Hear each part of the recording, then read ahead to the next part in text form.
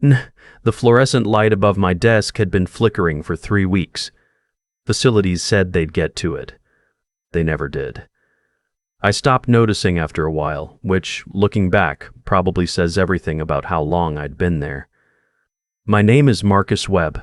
I spent 11 years at Donovan Industrial Supply, a mid-size wholesale distributor out of Columbus, Ohio. We moved equipment, forklifts, conveyor systems, warehouse racking, to manufacturing plants across the Midwest. Not glamorous work, but honest work. The kind where at the end of the day you can point to something real and say, I made that happen.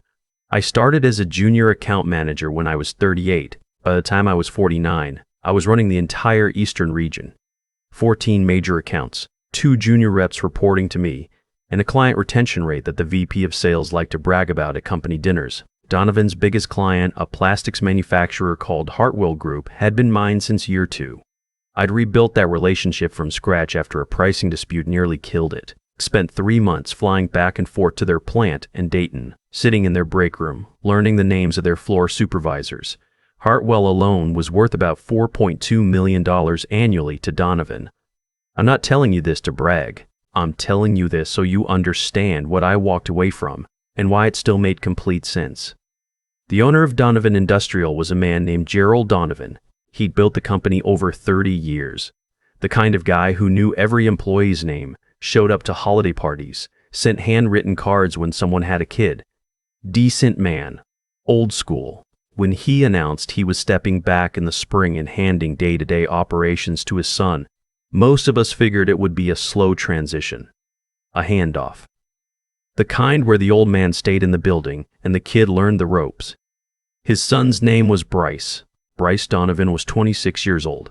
He had an MBA from a school I won't name, a firm handshake, and the kind of confidence that doesn't come from doing anything but from never having failed at anything yet. He drove a truck that cost more than my first house. He called everyone brother or chief within the first 5 minutes of meeting them, and he had a habit of repeating your own ideas back to you 10 minutes later as if he'd just thought of them. I want to be fair. When Bryce first came in, I gave him every benefit of the doubt. I told myself he was young, not stupid, eager, not arrogant. He sat in on my client calls. He asked questions. He took notes on an iPad he never seemed to look at again. I answered every question patiently. I introduced him to Hartwell's procurement director, a sharp woman named Diane Ferris, and I watched him smile his way through a meeting while I sat beside him and quietly answered every technical question she actually needed answered. That was in April. By June, Bryce had a new title, Chief Operating Officer. It was announced in a company-wide email from Gerald himself, written warmly, full of pride. I read it at my desk, the flickering light buzzing overhead, and I told myself it was fine. He was the owner's son. That's how these things work sometimes. I could live with the title on an org chart as long as the actual work still flowed the way it always had.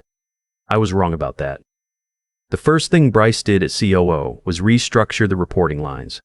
Instead of regional managers reporting to the VP of sales, we now reported directly to him. He scheduled weekly one-on-ones that ran 45 minutes over every time because he liked to talk. He started requesting that I CC him on all client correspondence, not for information, as far as I could tell, but so his name appeared in the thread. Small things, the kind of things you can't complain about without sounding paranoid. Then came the Hartwell proposal. Hartwell was expanding their Dayton facility. New conveyor infrastructure, full racking overhaul, potentially the largest single contract in Donovan's history. Somewhere north of $800,000. Diane Ferris had called me directly in July to talk through the scope. I spent 3 weeks building the proposal. Nights and weekends. I pulled in our technical team, worked through the specs line by line, priced it carefully enough to be competitive without cutting so deep we'd bleed on delivery. I sent the draft to Bryce for review on a Friday morning. On Monday, he asked me to come to his office. He was sitting behind Gerald's old desk. Gerald's nameplate still in the drawer, I noticed, because Bryce hadn't bothered to get his own yet. He had my proposal printed out. He'd made notes on it in red pen, which would have been fine, except the notes weren't corrections. They were rewordings. He'd taken my language and shuffled it, changed high-density pallet racking to optimized vertical storage solutions, changed my cost breakdown structure into something that looked cleaner on the page but made it harder for Diane to compare line items, which she specifically liked to do. "I cleaned it up," he said, tightened the messaging. "Hartwell's a big swing, we want to look sharp." I looked at the pages.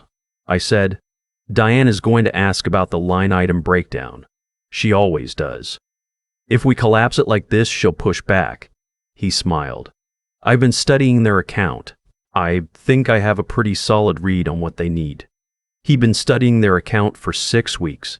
I'd been managing it for 9 years. I said okay. I took the pages. I went back to my desk and I sat there for a while, listening to the light flicker. I sent Diane the revised proposal that afternoon. She called me the next morning and asked where the breakdown had gone. I told her it was a new format we were testing. She said, and I'm quoting here, "Marcus, I don't need new formats. I need the numbers I can show my CFO." I rebuilt the original version and sent it to her privately with a note that the formatting was being updated. We got the meeting. I didn't tell Bryce I'd sent the second version. That was probably the moment things started to go sideways for me, not because I'd done anything wrong. I'd saved the proposal, but because I'd done it quietly and eventually Bryce would find out. The Hartwell meeting was in August. I drove to Dayton. Bryce came with me, which I expected. What I didn't expect was that he'd prepared a slide deck, 12 slides, that essentially repositioned the proposal as his strategic vision for the account. My name was not on the deck. My 3 weeks of work were in there, restructured and rebranded, with a Donovan logo in the corner and Bryce's initials in the footer. I sat in that conference room and I watched him present my work to Diane Ferris, who looked at me twice during the presentation with an expression I recognized. She'd worked with me long enough to know what she was looking at. She asked good questions. Bryce answered some of them smoothly, stumbled on the technical ones, and twice turned to me and said, "Marcus, you want to add anything on that?" As if I were a resource he was drawing on rather than the person who'd built the thing. We got the contract, $840,000. Bryce sent a company-wide email that afternoon with the subject line, "Big win for Team Donovan." I was CC'd. My wife Carol noticed something was wrong that evening before I said a word. She handed me a glass of iced tea and sat down across from me at the kitchen table and just waited. That's one of the things I've always loved about her. She doesn't push. I told her what happened. She listened. When I finished, she said, "How long are you going to let this go on?" I didn't have an answer. My son Danny, he's 22, just finished his second year of grad school, texted me that night. We talked the week before about money, about his tuition, about whether I could cover the gap his stipend left. I had been counting on a performance bonus tied to the Hartwell deal. I texted him back, "Still working on it, but we'll figure it out. Don't stress." That was true. I had a plan. I just didn't know yet that I was already halfway out the door. September moved fast. Bryce hired a young woman from outside the company, someone he'd gone to school with, and gave her the title of Strategic Accounts Director. She sat between him and me on the new org chart. She was smart, I'll give her that, but she didn't know our clients, didn't know the industry, and in her first 2 weeks managed to send a follow-up email to a prospect we'd deliberately been letting go quiet. I found out when the prospect forwarded it to me asking what was going on. I fixed it, said nothing. I was fixing a lot of things by September. There's a particular kind of tired that sets in when you've spent months doing your job well, and someone else's job quietly, and no one notices the second part. It's not dramatic, it doesn't announce itself. It just accumulates like sediment, until one day you realize the river doesn't look clear anymore. I started keeping a document on my personal laptop, not for any specific purpose at first, just dates, emails, instances. The Hartwell deck.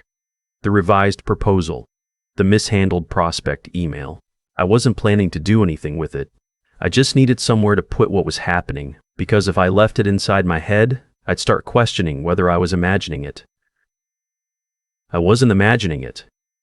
The meeting that changed everything happened on a Tuesday in October. Bryce called me into his office and told me that going forward, all direct client communication for accounts over $500,000 in annual value would be routed through the Strategic Accounts Director.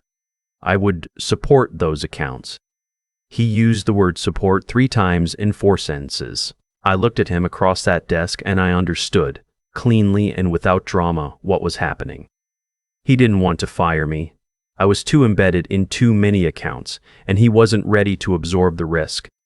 What he wanted was to make me small enough that when he eventually did restructure me out, no one would question it. He was building a story in which I was a supporting character. I said, I want to make sure I understand. Hartwell, Meridian Logistics, and Apex Tooling, those would all go through her? For the primary relationship, yes.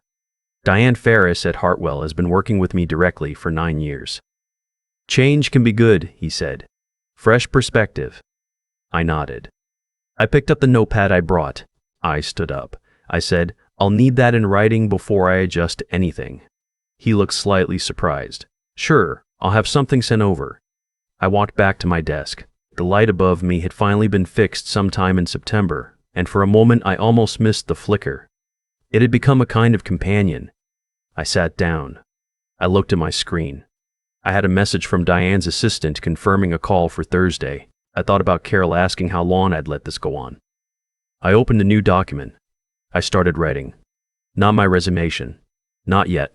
First, I sent a quiet email to a contact I'd had for 2 years, a regional director at a competitor named Olmsted Equipment, a guy named Phil Garrett who had tried to recruit me twice before. The email is 4 sentences. I asked if the conversation from 2 years ago was still worth having. He replied in 40 minutes. Name the time. I want to be careful here because some people hear this part of the story and think I was scheming. I wasn't. I was a man in his late 40s with a son in graduate school and a mortgage in Dublin, Ohio, and I was finally being honest with myself about what I was looking at. I wasn't plotting revenge. I was doing what I should have done 18 months earlier. I was paying attention to my own situation with the same effort I'd always given everyone else's. I met Phil for lunch the following Monday in a Panera in Westerville. He ordered a soup he didn't really eat and talked for 20 minutes about what Olmsted was building. They were expanding into the Midwest. They needed someone who knew the territory, knew the clients, knew the product. He said my name had come up more than once in their internal conversations. I listened. I asked questions. I drove home and sat in the driveway for a few minutes before going inside. Over the next 3 weeks, I did 4 things quietly and carefully. I updated my LinkedIn, just enough, nothing dramatic, just current. I had 2 more conversations with Phil and met with their VP of Business Development over video call. I reviewed my employment agreement with the help of a friend who practices business law, specifically the non-solicitation clause, which was narrower than I'd remembered, and I kept doing my job. Every call, every email, every client relationship, the same way I always had, not because I owed Donovan anything extra at that point, but because those relationships were built on my word, and my word wasn't going to change based on what was happening in Bryce Donovan's org chart. My resignation letter was 2 paragraphs. I wrote it on a Sunday evening while Carol read in the next room. I gave 2 weeks' notice, standard. I thanked Gerald specifically by name for 11 years. I said nothing about Bryce. I printed it, signed it, and put it in a folder. Monday morning, I was in the office at 7:45. I requested a meeting with Bryce at 9. He fit me in at 9:15 because he had a call at 9. I went in, closed the door, and slid the folder across the desk. He opened it. He read it. I watched his face do something complicated. Surprise, calculation, something that might have been relief or might have been concern. It was hard to tell. This is unexpected, he said. I've given it a lot of thought, I said. We can talk about your role. There may be adjustments we can make. I said I appreciate that. My decision is made. He asked if I talked to anyone else in the company. I said no. He asked if I had something lined up. I said I was exploring options. He nodded slowly, the way people nod when they're processing faster than they're letting on. I shook his hand. I walked out. I told 2 people personally before the day was out. My 2 junior reps, both of whom I'd mentored, and both of whom deserved to hear it from me rather than an all-hands email. One of them, a young woman named Priya, teared up a little, which I hadn't expected and which I found genuinely moving. The other one, a guy named Cole, said, "Honestly, Marcus, I saw this coming," which was maybe the most honest thing anyone said to me all month. I finished my 2 weeks. I documented everything, transitioned every account carefully, wrote detailed handover notes, answered every question from the strategic accounts director without attitude or remission. Not out of charity, out of professionalism. The work wasn't Bryce's fault. The work was just the work. My last day was a Thursday in November. Someone had ordered a sheet cake. Gerald Donovan came in. He hadn't been in the office in 6 weeks and shook my hand for a long time without saying much. His eyes were tired. I think he knew more than he let on. I think he'd been watching his son from a distance and feeling something he didn't have a word for yet. I started at Olmsted the following Monday. 3 weeks after I left, Diane Ferris called me on my cell, not my Donovan email, which I no longer had. My cell, which meant she'd looked up the number or kept it from before. She said Donovan had assigned the Hartwell account to the new strategic accounts director. She said the first call had not gone well. She said, "Marcus, I'm going to ask you something and I need you to be straight with me." I said, "Go ahead." She said, "Are you still in the industry?" I told her where I'd landed. There was a pause on the line. She said, "Hartwell's contract comes up for renewal in April." I said, "I know." There was another pause. Then she said, "I'll be in touch." I want to be straight about what happened next, because I'm not going to pretend it was something it wasn't. I did not go after Donovan's clients. I did not call anyone. I did not send a single email to a single account I'd managed. I had a non-solicitation agreement and I respected it. What I did was pick up the phone when it rang. Diane formally initiated a vendor review in February. It was her right. She'd always run a competitive process on major renewals. Olmsted submitted a bid. I was on the team that prepared it. We knew the account better than anyone, because I knew the account better than anyone, and I'd been thinking about Hartwell's expansion needs for 3 years. The bid was strong. Donovan submitted a counterbid. I didn't see it, but I heard later from Phil that it came in over budget and light on technical specifics. Hartwell signed with Olmsted in March, $1.1 million, reflecting the expanded facility. A week after the announcement, I got a text from Cole, my old junior rep, who was still at Donovan. He said, "Bryce is losing his mind. Meridian is also asking questions. Just wanted you to know." I typed back, "Take care of yourself over there." I meant it. There's a moment I keep coming back to. It was a Tuesday evening in December, about 3 weeks after I'd started at Olmsted. I'd had a long day. Good long. The kind where you drive home tired in a way that feels earned rather than depleted.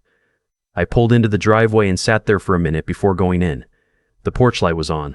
Through the front window, I could see Carol in the kitchen. Danny was home for winter break. He was at the kitchen table, textbook open in front of him, probably not reading it. He looked up when I came in and said, "Hey, Dad." "Good day?" I said. "Yeah, good day." He asked if everything was okay with the new job. The way kids ask when they want to know if they're allowed to stop worrying yet. I told him it was. I told him the bonus structure was better, the territory was bigger, and I'd already been on 2 calls with clients who'd known my name before I'd introduced myself, which is the closest thing to a job review I know how to trust. He nodded and went back to his book. Carol handed me a glass of iced tea without being asked. I sat down at the table and didn't say anything for a while. I'm not going to tell you that leaving was easy because it wasn't. 11 years is 11 years. Some of those years were good. Some of those relationships were real. Gerald Donovan was not a bad man. And watching someone you respected hand his company to someone who wasn't ready for it, that doesn't feel like winning. It just feels like loss arranged differently than you expected. What I will tell you is this.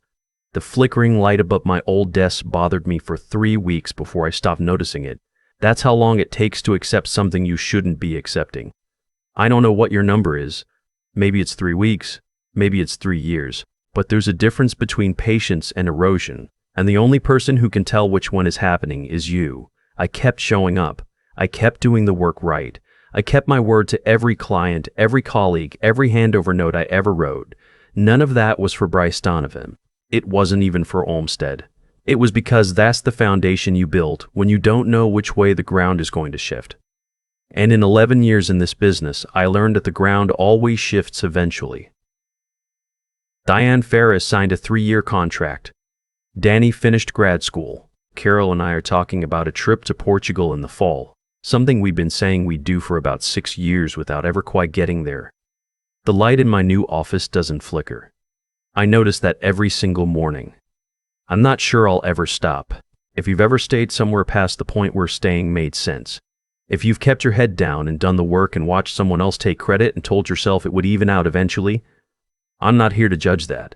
I did it for longer than I should have. What I can tell you is that the door you're afraid to walk through is usually lighter than it looks. And sometimes the people on the other side already know your name.